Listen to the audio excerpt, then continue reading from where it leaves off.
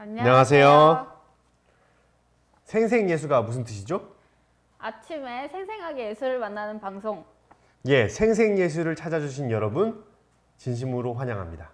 네, 생생예수 또 예술을 만나시면서 수고하고 무거운 짐은 거뜬히 이겨나가시는 하루가 되시길 바랍니다. 예, 벌써 시대소망 72장까지 달려왔습니다. 이제 고지가 정말 가까웠습니다. 네, 생생예수의 속도를 따라가는 게 쉽지는 않았지만 영적 생활의 동역자가 되어주니 힘내고 끝까지 할 수 있게 되는 것 같습니다. 예, 어떤 분들은 아침마다 생생예수를 보는 것으로 영적 생활을 시작한다고 합니다. 또 지금 중동에 계신 선교사님들은 이 방송을 통하여서 향수를 달래시고 또 영적 힘을 충전하는 시간을 갖는다고 하네요. 정말 저희가 열심히 잘해야 될 것 같습니다.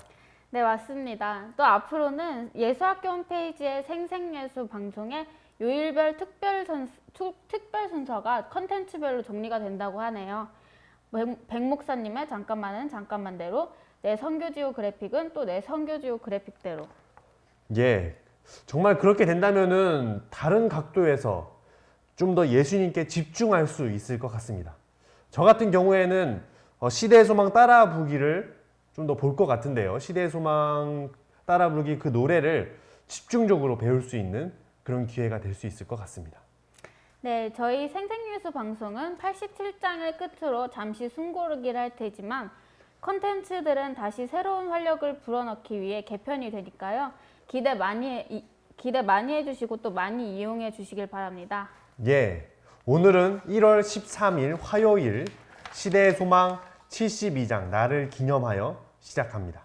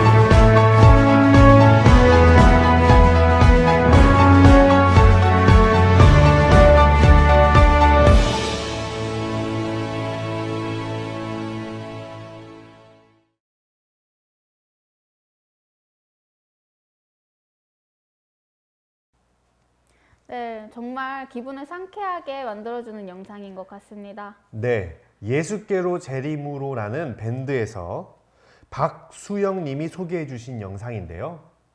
오늘도 올 한 해도 예수를 바라보자는 권유가 우리의 마음을 잘 대변해 주는 것 같습니다. 네, 오석쌤, 혹시 지난주에 파리에서 있었던 끔찍한 테러 소식을 혹시 들으셨나요? 아, 예. 저도 좀 들었는데요. 프랑스 한 주간지를 대상으로 이슬람 극단주의자들이 살인을 벌였다고 하죠. 네, 정말 안타깝고 가슴 아픈 일인 것 같습니다. 네. 일각에서는 표현의 자유를 위해 죽은 사람들을 애도하기도 하고, 또 다른 한편에서는 너무 지나치게 자극한 것이 아닌가, 자중했어야 했다라고 이렇게 표현하기도 했습니다. 아무튼 이런 일을 계기로 서로 미워하는 일이 더 크게 발생하지 않았으면 좋겠습니다. 네, 맞습니다. 네, 근데 갑자기 이 사건은 얘기하시죠? 그들이 예수님이 보이신 오래 참음을 알았다면 이런 슬픈 일은 발생하지 않았을 텐데 하는 생각이 들어서요. 예, 예수님의 오래 참음.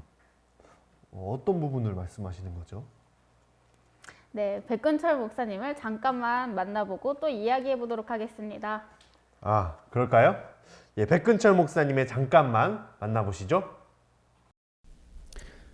영업의 세계를 잠시 경험하면서 나에게 만남이란 도대체 무엇인가를 생각해 보게 되었습니다. 만남의 이유, 그것이 자주 고민이 되더라고요.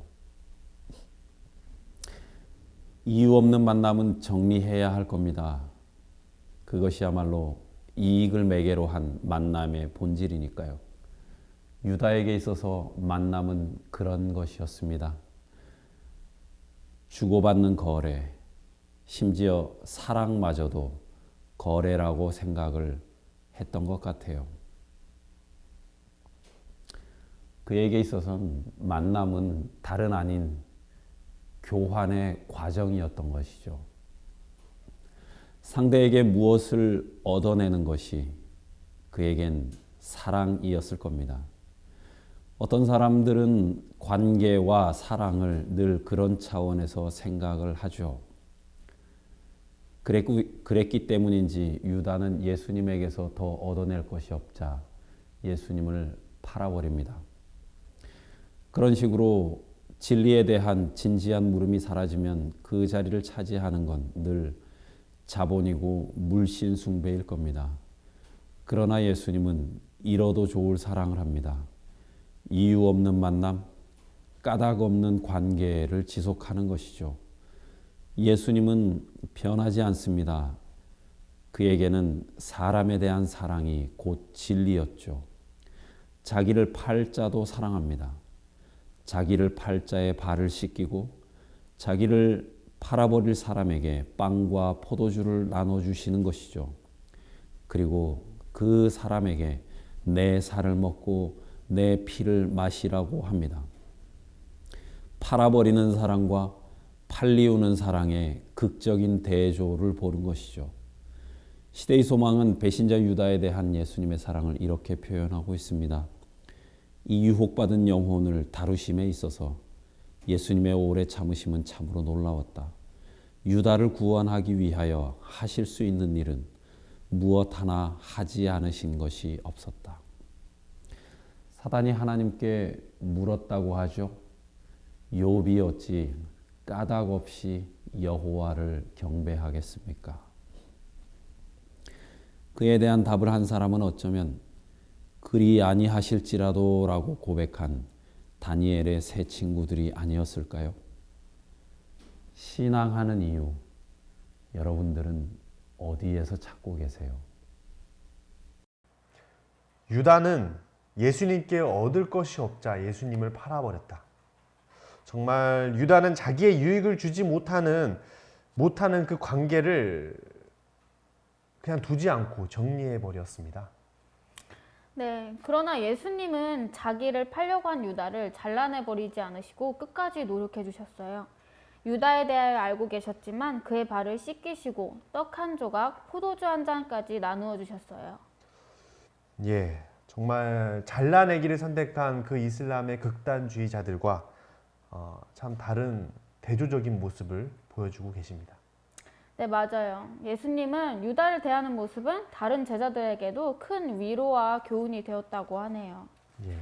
다은 쌤이 말씀하신 그 오래 참음, 다른 사람의 믿음과 신앙을 판단하고 또 그 행동을 정지하는 사람들이 꼭 가져야 할 덕목이라고 생각이 됩니다. 물론 저에게도 마찬가지죠. 예, 그런 의미에서 저도 다은쌤의 그 차가운 카리스마, 그 모습 그대로를 인정해 줘야겠다는 생각이 듭니다. 아, 네. 저도 오석쌤의 눈구렁이 같은 능글맞음을 그 모습대로 받아들여야겠네요. 능구렁이. 네. 예수님 덕분에 방송 분위기가 좀 훈훈해지네요. 다음 순서로 넘어가시죠. 네, 다음 순서는 곽상욱 선생님의 나의 예수노트 시간입니다. 예, 그럼 곽상우 선생님 한번 불러볼까요? 곽상우 선생님. 안녕하십니까. 나의 예수 노트 시간이 돌아왔습니다. 오늘은 72장 나를 기념하여.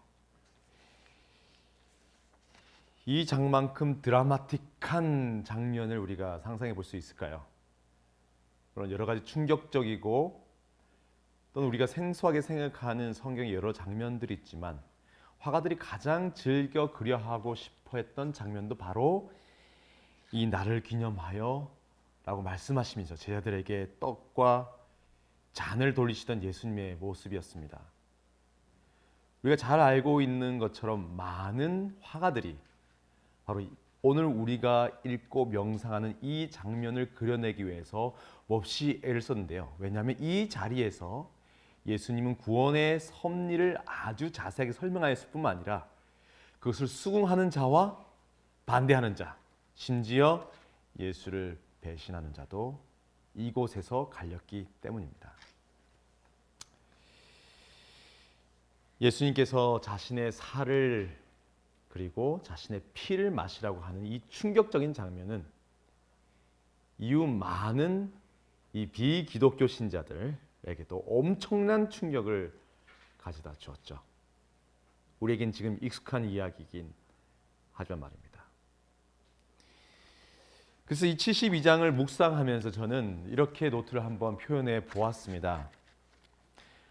어찌 보면 이 장면이야말로 우리 당대에 여전히 유대교에 속해 있었던 많은 분들이 처음 이의 이야기를 접했을 때에 상상했던 장면이 아닐까 생각됩니다. 그것은 바로 무엇이냐면 실제로 예수님의 살을 뜯어서 먹고 그분의 피를 마시는 마치 식인종이 둘러싼 예수님의 모습입니다. 근데 예수님께서 계속 말씀하셨죠. 뭐라고요? 내 살은 뭐라고요? 참 양식이고 내 피는 참 음료니 내 살과 내 피를 먹으라고 이 장에서는 얘기하고 있습니다. 실제로 예수님께서는 뭐라고 말씀하셨나요? 자기 자신을 가리켜서 요한복음에는 하늘로서 내려온 산떡이란 말을 하셨습니다. 내가 산떡이란 말이죠. 결국 무엇이냐면 나를 먹으면 산다는 겁니다. 또 예수님 말씀하셨습니다. 우리 사마리아 여인과 말씀하시면서 뭐라고요? 나를 마시라고 하시는 것입니다. 어찌 보면 예수님께서 나를 기념하여 라고 말씀하시면서 장과 이 떡을 돌리는 그 장면은 제자들에게 있어서는 다소 충격적일 수 있을지 모르나 예수님께서 결정적인 순간마다 말씀하셨던 바로 그 내용 그대로였던 것입니다. 그래서 저는 이 장면이 우리는 어디로 향하는지 잘 알고 있죠. 어느 장면입니까? 바로 예수님의 십자가죠. 그리고 그 팻말 위에는 뭐라고 적혀 있었습니까? 유대인의 왕이라고 되어 있었습니다. 바로 하늘로에서 내려온 산떡이라는 얘기입니다. 제자들은 이 장면을 이후에 어디로 연결시키나요? 예수님과 나눴던 나를 기념하라는 이 말씀을 예수님의 십자가 사건, 그분이 그곳에서 자기의 살을 뜯어주고 자기의 피를 짜주는 그 장면을 십자가를 통해서 그들은 확인하게 된 것입니다. 그래서 저는 예수님과 제자들이 함께 앉았던 이 식탁을 이 십자가로 묘사를 한번 해봤습니다. 그리고 이 자리에서 예수님의 피를 흥건히 마시고 그리고 떡을 그분의 옆구리 살을 뜯어먹는 이제 제자들의 모습을 한번 그려본 것입니다. 그랬더니 무슨 일이 일어났습니까? 바로 이 작은 뿔들이 안 돼, 안 돼 하면서 소리치면서 떨어져 나오고 있는 것입니다. 네. 근데 이걸 거부하면 어떻게 됐나요? 우리 거부하는 우리 유다 선생님은 난 예수를 먹고 마시지 않으리 하고 도망을 치니까 우리 작은 뿔 선생님이 크크크 잘했다. 내가 널 먹어주마. 이 작은 뿔에 이제 먹히는 유다의 모습이 나옵니다. 내 살은 참 양식이다. 내 피는 참 음료다. 이 72장 나를 기념하여 이 장을 함께 우리 명상하면서 나에게 양식이 되고 음료가 되는 예수님의 모습을 우리 마음 가운데 잘 그려 넣었으면 좋겠습니다. 감사합니다. 아, 정말 그림이 충격적이네요. 예, 실제로도 말이죠. 그리스도인들이 살과 피를 마시는 잔인한 사람들이라고 이 오해했던 시절도 있었다고 하네요. 정말 무섭습니다. 네, 하지만 영적 의미가 확실히 전달되는 것 같아서 곽상호 선생님의 묵상을 항상 감사드립니다. 예. 다은쌤, 네? 생일날 왜 미역국을 먹는지 아십니까? 아유, 그걸 모르는 사람들이 있나요? 어머니가 절 낳으시고 미역국을 드셨잖아요. 예, 그렇죠. 그런데 제가 이번에 제 아내가 아기를 낳는 것을 보면서 말이죠. 좀 놀란 부분이 있습니다. 왜요? 저는 이 미역국을 한두 번 먹고 마는 줄 알았는데 몇 달 동안이나 계속 미역국을 먹더라고요. 그래서 아기를 낳아서 행복해서 우는 게 아니라 미역국을 먹기 싫어서 힘들어하는 모습을 보았습니다. 그만큼 아기를 낳고 생명을 나누어 주는 일이 쉽지 않구나는 생각이 들었습니다. 그 이후에 제가 이제 제 생일에 미역국을 먹는데 그 미역국이 정말 얼마나 의미가 있는지를 생각해 보게 됩니다. 아, 그렇군요. 저는 아직 아기를 낳지 않아서 낳아보지 못해서 잘 와닿지가 않네요. 빨리 나와보세요. 네.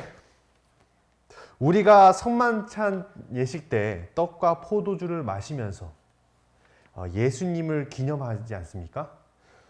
예수님이 생명을 나누어 주시면서 사랑해 주신 것을 생각하면 이 성만찬 예식이 좀 더 의미 있고 그 깊이가 더할 수 있다고 생각이 듭니다. 네, 늘 교회에서 하는 성만찬 예식이 그저 형식으로 끝나는 게 아니라 특권으로 다가오겠어요. 예수님을 늘 생각한다면 말이죠. 예, 다음 순서는 광민욱 작가님의 웹툰 인생 시간입니다. 네, 또 이승우 PD님이 웹툰 방송을 할 수 있게 생명력을 더해주시니 저희가 늘 재미있게 볼 수 있어요. 예, 그럼 오늘 웹툰 15장, 15화죠. 지금부터 함께 보시죠. 시대소망 웹툰 인생 15장 혼인 잔치에서 침례 요한과 대면한 후 사흘 되던 날에 갈릴리 가나에 혼인 잔치가 있었다. 예수님은 어머니와 제자들과 함께 바로 그 혼인 잔치에 청함을 받았더니 마시자고 마셔. 오, 좋구나, 좋아. 신랑 참 잘생겼는데. 그렇게 말이세. 여기 포도주가 떨어졌다. 더 가져와라.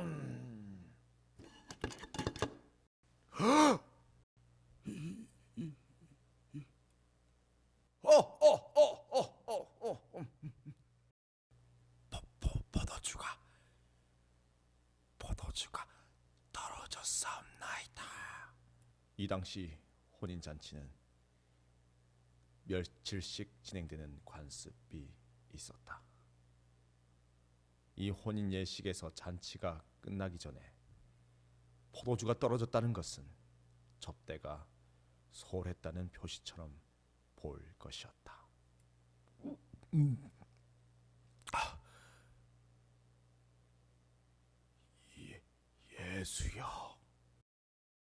예수여, 저들의 혼인 잔치에 포도주가 떨어졌도다. 마리아는 예수가 기적을 베푸기를 바라시는 걸까? 여자여, 나와 무슨 상관이 있나이까?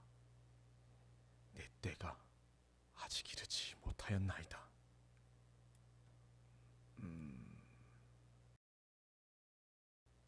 예수가 너희에게 무슨 말을 하든지 그대로 하라. 네.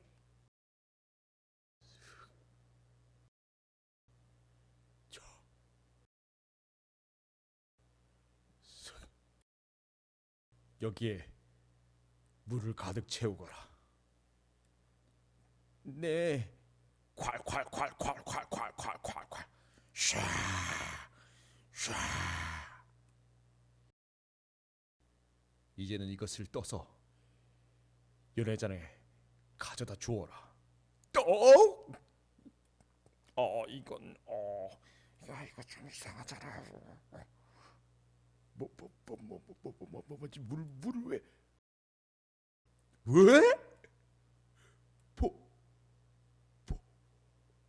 포도주잖아. 물이 포도주가 되었어.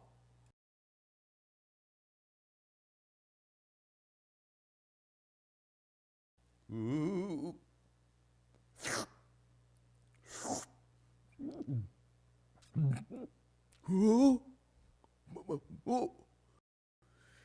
이것은 내가 먹어본 포도주 중에 베스트 오브 베스트잖아.